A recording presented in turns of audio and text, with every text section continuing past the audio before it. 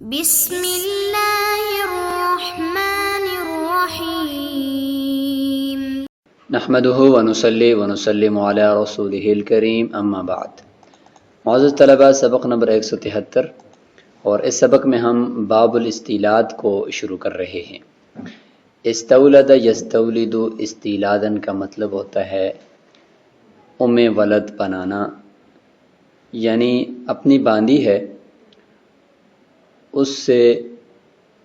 ہم بستری کرنا اس نیت سے کہ اولاد اس سے طلب کرنا مقصود ہو۔ تو جب اس باندی سے مولا کا بیٹا یا بیٹی پیدا ہو جائے گی تو اس باندی کو ام ولد کہا جاتا ہے، یعنی بیٹے کی یا بچے کی ماں۔ اس کا پھر شریعت میں اس کے احکامات ہیں، اور ان میں یہ ہے کہ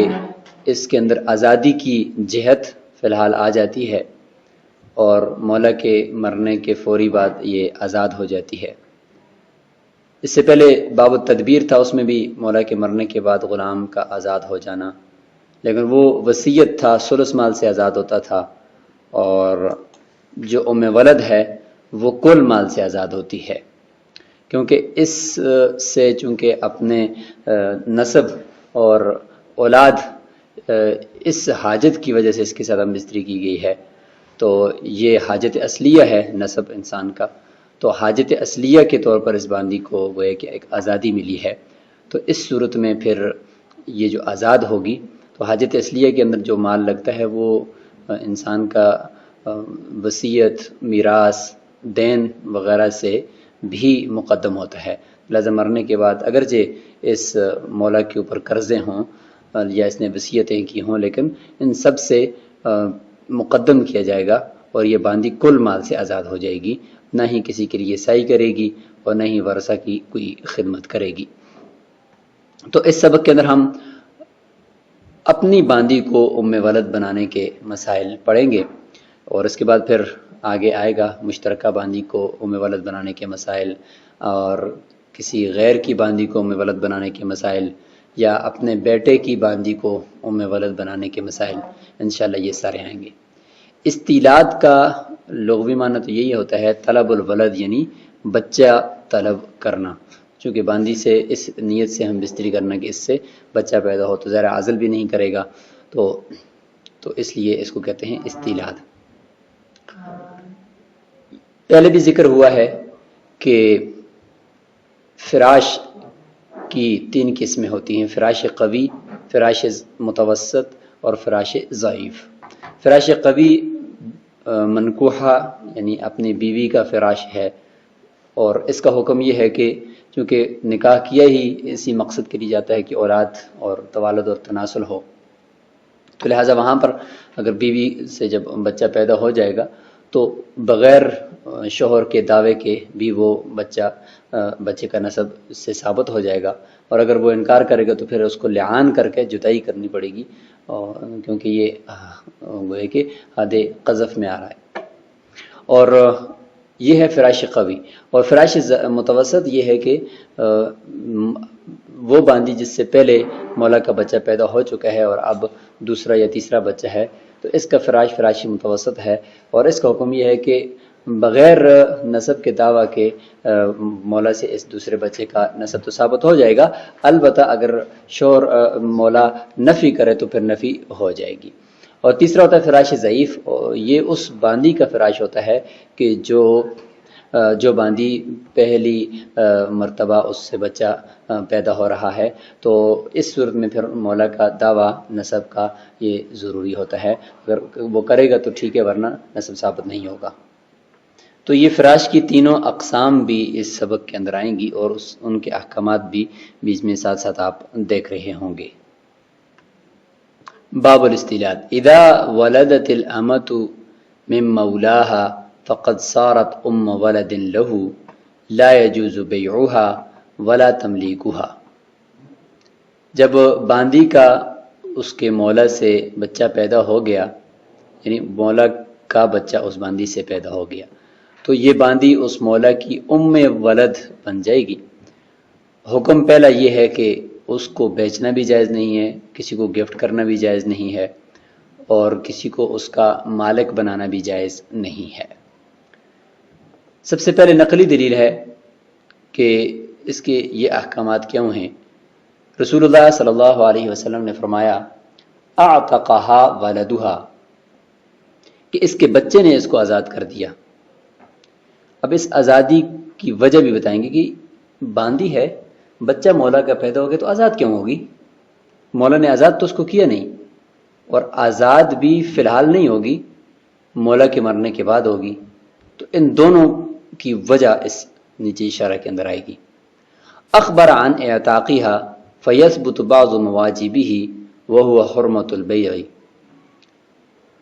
فرماتے ہیں کہ رسول اللہ صلی اللہ علیہ وسلم نے خبر دی ہے اس باندی کے آزاد ہونے کی، لیکن اعتقہا ولدہا تو خبر ہے، گویا کہ آزاد ہو گئی ہے، یہ اس کے بچے نے اس کو آزاد کر دیا۔ اور فیثبت بعض مواجبہ، پس اس آزادی کے بعض احکامات ثابت ہو جائیں گے۔ اس میں سے ایک یہ ہے کہ آزاد کو بیچا نہیں جاتا، لہٰذا وہ حرمۃ البیع، بے حرام ہو جائے گی۔ یہاں پر اسی طرح کی ایک روایت اور بھی ہے، حضرت عبداللہ بن عباس رضی اللہ تعالیٰ عنہ اس کے راوی ہیں، تو اس میں اور اس روایت میں بظاہر کچھ تعارض ہے، تو لہٰذا دونوں کے درمیان تطبیق یہ ہوگی کہ کچھ اس روایت کو بھی ہم لیں گے اور اس کو بھی لیں گے، تو دونوں روایات کو ہم دیکھ لیتے ہیں۔ یہ روایت بھی حضرت عبداللہ بن عباس رضی اللہ عنہ اس کے راوی ہیں کہ جب حضرت ماریہ قبطیہ رضی اللہ عنہا کو حضرت ابراہیم پیدا ہوئے رسول اللہ صلی اللہ علیہ وسلم کے صاحبزادے، تو آپ نے فرمایا تھا کہ اعتقہا ولدہا، تو اس سے تو پتہ چلتا ہے کہ فوری طور پر آزاد ہو جائے گی، یعنی بچہ پیدا ہوتے ہی آزاد ہو جائے گی۔ اور ایک روایت ہے حضرت عبداللہ بن عباس رضی اللہ عنہ ہی اس کے راوی ہیں، عنایہ کے اندر بھی یہ موجود ہے کہ ایما رجل یا ایما رجل ولدت امتم منہ فہی معتقد عن دبر منہ، کہ ہر وہ شخص کہ جس کی باندی نے اس سے یعنی اس مولا کا بچہ پیدا کر لیا، تو وہ باندی اس کی آزاد ہوگی اس کے بعد، یعنی اس شخص کے مر جانے کے بعد۔ تو اس سے پتہ چلتا ہے کہ فی الحال آزاد نہیں ہوگی بلکہ مولا کے مرنے کے بعد آزاد ہوگی۔ لہٰذا دونوں کے اوپر ہم عمل کریں گے، اس روایت کے اوپر بھی اور اس کے اوپر بھی۔ لہٰذا اس روایت کو دیکھتے ہوئے ہم یہ کہیں گے کہ فی الحال آزادی نہیں ہے، فی الحال صرف آزادی کی جہت اس میں آ گئی ہے، اور اس روایت کو دیکھتے ہوئے ہم کہتے ہیں کہ نہیں، فی الحال اس کا بیچنا جائز نہیں ہے، کیونکہ آزادی کی جہت اس کے اندر آ چکی ہے، تو لہٰذا دونوں پر عمل ہو گیا۔ وَلِأَنَّ الْجُزْئِيَّةَ قَدْ حَصَلَتْ بَيْنَ الْوَاطِي وَالْمَوْطُوءَةِ بِوَاسِطَةِ الْوَلَدِ فَإِنَّ الْمَاءَيْنِ قَدْ اخْتَلَطَا بحيث لا يمكن الميز بينهما على ما عرف في حرمة المصاهرة، إلا أن بعد الانفصال تبقى الجزئية حكما لا حقيقة، فضعف السبب فأوجب حكما مؤجلا إلى ما بعد الموت، وبقاء الجزئية حكما باعتبار النسب وهو من جانب الرجال، فكذا الحرية تثبت في حقهم لا في حقهن، حتى إذا ملكت الحرة زوجها وقد ولدت منه لم يعتق بموتها، وبثبوت عتق مؤجل يثبت حق الحرية في الحال، فيمتنع جواز البيع بإخراجها لا إلى الحرية في الحال، ويوجب عتقها بعد موته، وكذا إذا كان بعضها مملوكا له لأن الاستيلاد لا يتجزأ فإنه فرع النسب فيعتبر بأصله۔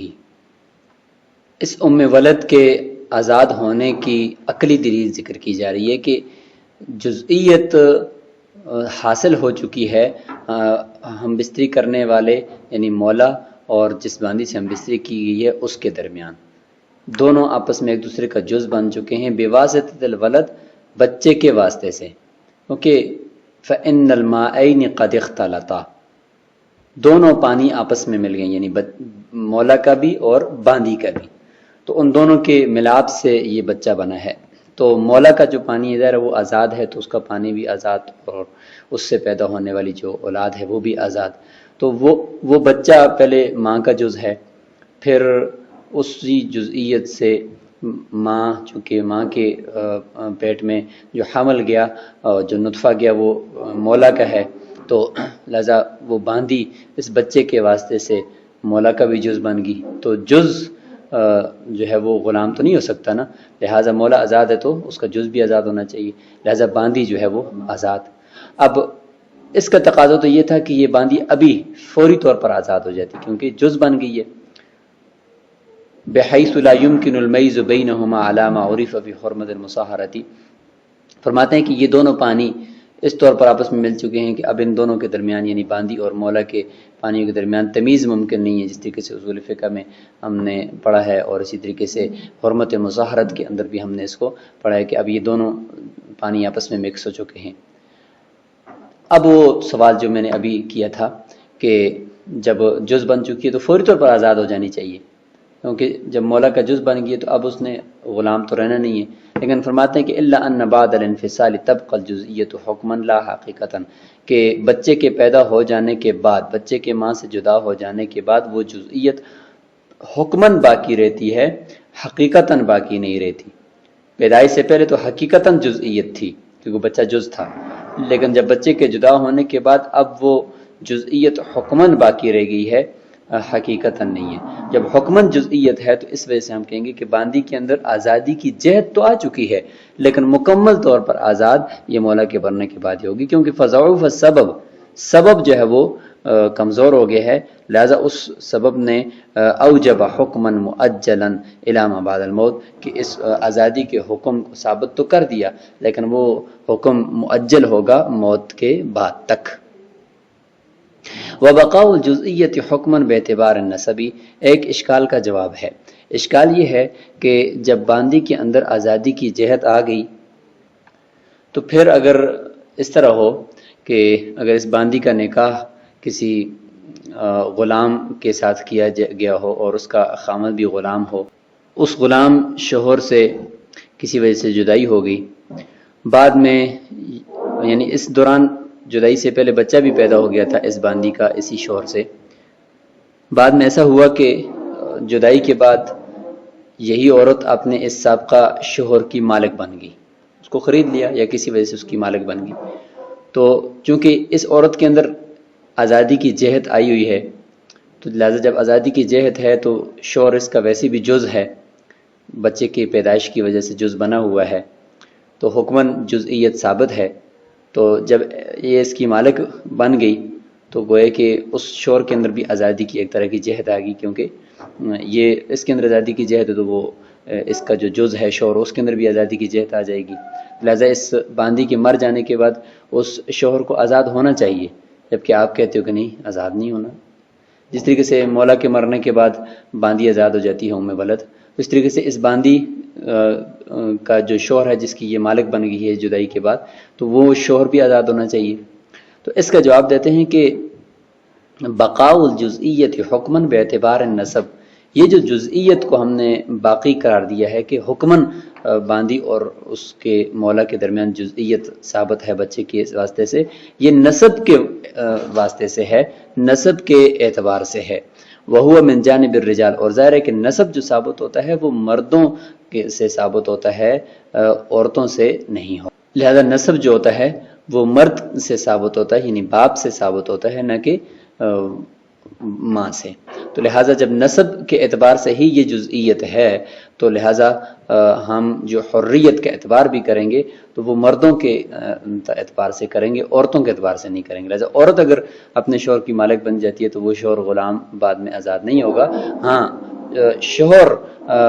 اگر وہ مولا ہے یا وہ یعنی اس باندی کا مولا ہے اور اس نے ام ولد بنایا ہے اس کو، تو لہذا اس کے مرنے کے بعد یہ باندی آزاد تو ہو جائے گی لیکن اس کا برعکس نہیں ہوگا۔ فَقَدَ الْحُرِّيَّةُ تَثْبُتُ فِي حَقِّهِمْ، بس حریت جو ہے وہ بھی مردوں کے حق میں ثابت ہوگی، لا فی حقهن،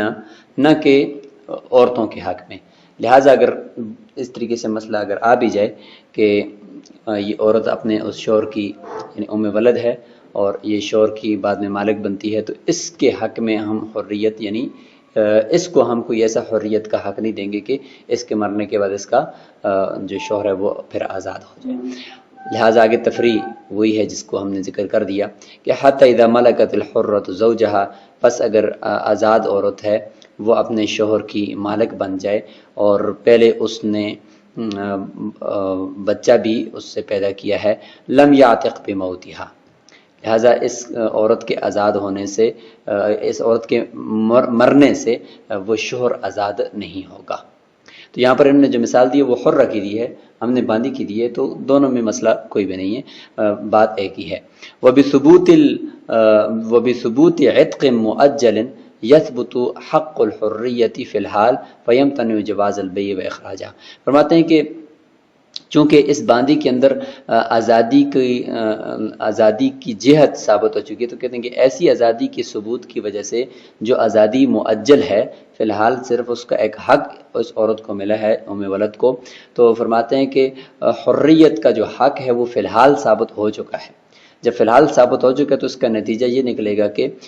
اس باندی کا بیچنا اور اس کو اپنی ملکیت سے نکالنا یہ ممنوع ہے۔ اس لیے متن کے اندر فرمایا کہ اس کی بیع جائز نہیں ہے اور نہ ہی اس کا ہبہ کرنا جائز ہے۔ لا الی الحریت، نہ کہ آزاد کرنا، لہٰذا آزاد کر سکتا ہے فی الحال اگر اس کو اپنی ملکیت سے نکالتا ہے مولا، اگرچہ آزادی کی اس کے اندر جہت پہلے سے آ چکی ہے لیکن ملکیت سے نکالنا چاہے تو نکال سکتا ہے، فی الحال ابھی اس کو آزاد کر سکتا ہے۔ وَيُوجِبُ عِتْقَهَا بَعْدَ مَوْتِهِ، فرماتے ہیں کہ پس یہ جو حق حریت ہے یہ اس عورت کی یعنی اس ام ولد کی آزادی کو ثابت کرے گا مولا کے مر جانے کے بعد۔ وَكَذَا إِذَا كَانَ بَعْضُهَا مَمْلُوكًا لَهُ، فرماتے ہیں کہ یہ تو تھا کہ کل کی کل باندی اس کی اپنی ملکیت میں تھی، اگر اسی طریقے سے ہو کہ بعض باندی اس کی ملکیت تھی، یعنی مشترکہ باندی تھی اور ایک شخص نے اس کو ام ولد بنایا لیکن اپنے حصے کو بنایا اور بعض یہ اس کی مملوک تھی، تو اس صورت کے اندر بھی یہی حکم ہے کہ چونکہ آگے انشاءاللہ آ بھی رہا ہے اگلے ایک دو سبق کے بعد، لیکن ہم یہاں پہ بھی ذکر کر دیتے ہیں کہ مشترکہ باندی میں جب یہ ام ولد اس کو بنائے گا، یعنی اس کا بچہ جب پیدا ہوگا تو ام ولد کا یعنی جو تعلق ہے یہ نسب کی وجہ سے، ابھی ہم نے پڑھ لیا، یعنی اس میں عورت کو جو حق حریت ملتا ہے تو اس کا تعلق نسب کے ساتھ ہے، تو نسب کے اندر تجزی نہیں ہوتی، ظاہر ہے بچہ پیدا ہوگا تو اس میں تجزی نہیں ہوتی کہ آدھا بچہ ایک کا اور آدھا دوسرے کا، کیونکہ دو پانیوں سے تو بچہ پیدا نہیں ہوتا، دو آدمیوں کے پانیوں سے، بلکہ ایک ہی شخص کے پانی سے نطفہ ٹھہرتا ہے، تو لہٰذا جب ایک ہے تو نسب ایک ہی کا ہوگا، اس میں تجزی نہیں ہو سکتی، جب نہیں ہو سکتی تو لہٰذا اس صورت کے اندر جب اس نے ام ولد بنا دیا تو یہ ساری کی ساری اس کی ام ولد بن جائے گی، لہٰذا دوسرے شریک کے لیے اس نے ضمانت دینی ہے، اس کا ذکر ہم نے ماقبل میں بھی کیا ہے۔ لأن الاستیلاد لا يتجزا، استیلاد یعنی ام ولد بنانے کے اندر تجزی نہیں ہوتی، فإنه فرع النسب، کیونکہ یہ نسب کی فرع ہے، یعنی استیلاد یعنی ام ولد بنانا یہ نسب کی فرع ہے، تو لہٰذا نسب کے اندر تجزی نہیں ہوتی تو اس کے اندر بھی تجزی نہیں ہوگی، فیعتبر بأصلہ، لہٰذا اصل یعنی نسب کے ساتھ ہی اس کا اعتبار کیا جائے گا اور اسی پر اس کو قیاس کیا جائے گا۔ تو ابتدائی باتیں باب الاستیلاد کی اس سبق میں ہو گئی ہیں، مزید احکامات کہ اس ام ولد کے ساتھ اور کیا کیا احکامات لاگو ہوں گے تو انشاءاللہ وہ اگلے سبق کے اندر آ رہے ہیں۔ السلام علیکم ورحمۃ اللہ۔